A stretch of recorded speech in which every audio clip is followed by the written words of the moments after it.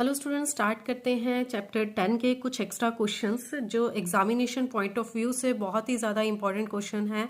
कई बार एग्जाम में ये क्वेश्चंस पूछ लिए जाते हैं। अब सितंबर एग्जाम भी आ रहा है आपका, तो उस एग्जाम में ऐसे क्वेश्चन आ जाते हैं। सो स्टार्ट करते हैं first question. The perimeter of triangular field is 144 metre. इसमें आपको दिया गया है पेरीमीटर ऑफ ट्रायंगुलर फील्ड का आपको दे दिया गया है 144 metre and its sides are in the ratio 3:4:5 और इस ट्रायंगुलर फील्ड की आपको साइड्स दे दी गई हैं रेशियो में। Find the length of the perpendicular from the opposite vertex to the side whose length is 60 metre. हमने इसमें फाइंड करनी है लेंथ ऑफ परपेंडिकुलर जो 60 सेंटीमीटर की साइड के ऊपर हम ड्रॉ करेंगे। ठीक है, सबसे पहले हमने क्या फाइंड करना है, इसमें हम एरिया फाइंड करेंगे। एरिया की हेल्प से हम परपेंडिकुलर की लेंथ हम फाइंड कर लेंगे। ठीक है, एरिया फाइंड करते हैं। इसमें एरिया हमने फाइंड करना है with the help of Heron's formula. यहाँ पे आपको दिया क्या क्या गया है, पेरीमीटर दे दिया गया है। एक तो आपको पेरीमीटर कितना दिया गया है 144 मीटर। ठीक है, उसके बाद आपको साइड्स दे दी गई हैं। साइड्स आपको रेशियो में दी गई हैं। हम इनकी अप्रोक्सीमेटली वैल्यू हम लिख लेते हैं कि ए की वैल्यू हमारे पास 3x होगी, साइड बी हमारे पास कितनी होगी 4x एंड ऐसे ही सी साइड को हम अज्यूम कर लेते हैं कि वो कितनी होगी हमारे पास 5x। हमें पता है कि अगर हमारे पास पेरीमीटर गिवन है तो हम उसकी हेल्प से ये साइड्स फाइंड कर लेंगे, इनकी एग्जैक्ट वैल्यू हम फाइंड कर लेंगे। लिख लेते हैं पेरीमीटर हमें कितना दिया हुआ है 144, या फिर हम इसका सीधा लिख लेते हैं कि पेरीमीटर का फॉर्मूला क्या होता है a + b + c, तीनों साइड्स का सम।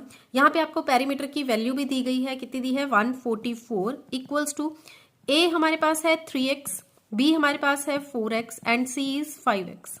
ठीक है, ये तीनों वैल्यूज हमें दी हुई हैं। अब हमने क्या करना है, इनको प्लस कर लेना है। 144 इक्वल्स टू हमारे पास कितना आ जाएगा 12x। यहाँ पे इन सबको प्लस करेंगे तो हमारे पास आ गया 12x। यहाँ से x की वैल्यू फाइंड कर लेते हैं 144 अपॉन 12। ये 12 इधर आके क्या हो जाएगा, डिवाइड हो जाएगा और इस तरफ कितना रह गया हमारे पास x। 12 के टेबल पे इसको कटिंग कर देते हैं। 12 12 144 होता है, तो x की वैल्यू हमारे पास कितनी आ गई है 12। अब हमने क्या करना है, a b c की एग्जैक्ट वैल्यू फाइंड कर लेनी है। a कितना था हमारे पास 3x की जगह पे, x की जगह पे हमने 12 पुट करना है, तो हमारे पास वैल्यू कितनी आ गई 36। ऐसे ही b फाइंड कर लेते हैं, 36 मीटर आई है ये। उसके बाद b फाइंड कर लेते हैं, b कितना आ गया है हमारे पास 4 × 12। 4 × 12 करेंगे तो आ गया हमारे पास 48, ये आ गया है 48 मीटर। ऐसे ही c की वैल्यू फाइंड कर लेते हैं, c है 5 × 12, ये आ गया हमारे पास 60 मीटर। क्लियर है, ये तीनों साइड्स हमारे पास आ गई हैं। हम फाइंड करते हैं इसका एरिया। लिख लेते हैं area of triangle. Area of triangle क्या होगा, हम फॉर्मूला अप्लाई कर देते हैं, s - a s - b s - c। यहाँ पे s की वैल्यू क्या आई है, हम इसको फाइंड कर लेते हैं। s की वैल्यू को, s कितना आ जाएगा,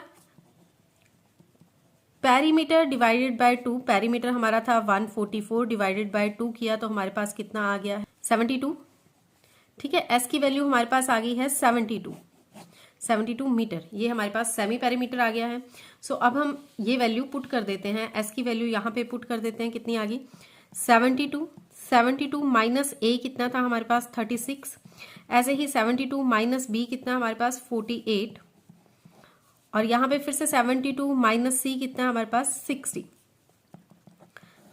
इनको माइनस कर लेते हैं। 72 माइनस 36 किया तो हमारे पास आ गया 36।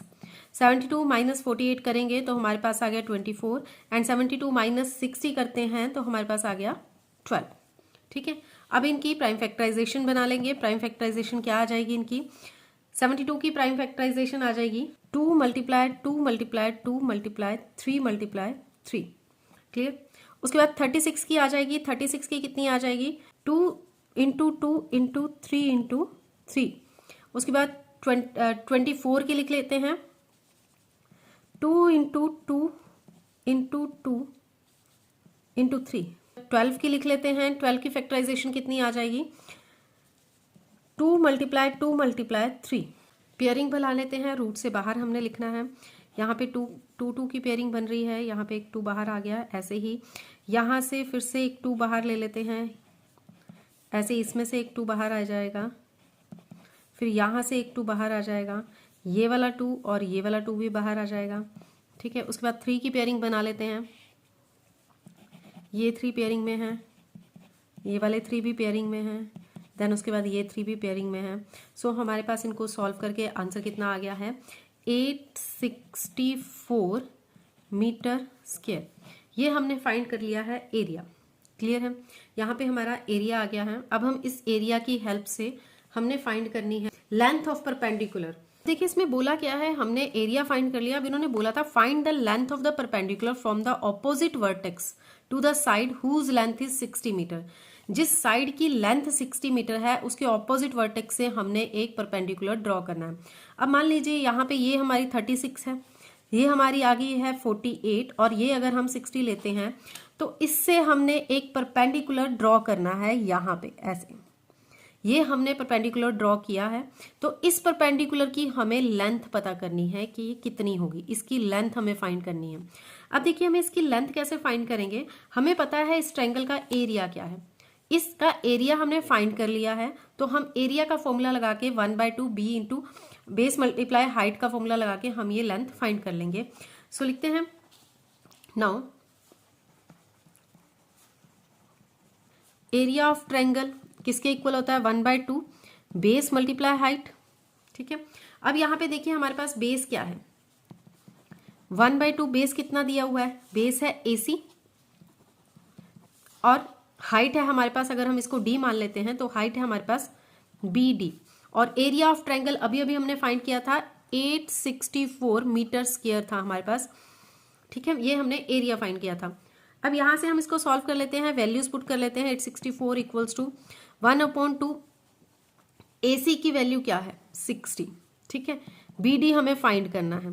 सो ये इधर जाके क्या हो जाएंगे, मल्टीप्लाई हो जाएंगे, 864 मल्टीप्लाई, ये उधर जाके मल्टीप्लाई, और ये इधर आके क्या हो जाएगा डिवाइड, इक्वल्स टू BD। अब हम इसको सॉल्व कर लेते हैं, 2 3 6, यहाँ पे 30 आ गया। अब इसको 3 के टेबल पे कैंसिल कर देते हैं, नीचे 10 आ गया, तो यहाँ पे कितना आ गया 288। ठीक है, अब यहाँ पे हमारे पास BD की वैल्यू आ जाएगी, तो BD कितना आ गया हमारे पास 288/10 इक्वल्स टू 28.8 मीटर। ये हमारे पास आ गई है हाइट, BD की वैल्यू हमारे पास आ गई है 28.8 मीटर। सो यहाँ पे क्वेश्चन कंप्लीट हो जाता है। इस क्वेश्चन से रिलेटेड आपके पास कोई भी डाउट है या फिर इससे रिलेटेड और भी क्वेश्चन है आपके पास, तो आप कमेंट करके पूछ सकते हैं।